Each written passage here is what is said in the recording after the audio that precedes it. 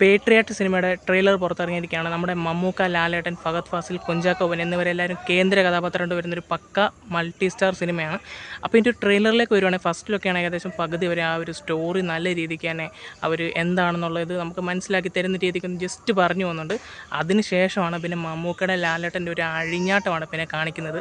അവരുടെ ആ ഒരു ഫ്രണ്ട്ഷിപ്പ് ബോണ്ടും കാര്യങ്ങളൊക്കെയാണ് കൂടുതലായിട്ട് പിന്നെ കാണിക്കുന്നത്. പിന്നെ ഇതിൽ നമ്മുടെ മമ്മൂക്കയാണ് കുറച്ചുകൂടെ മെയിൻ.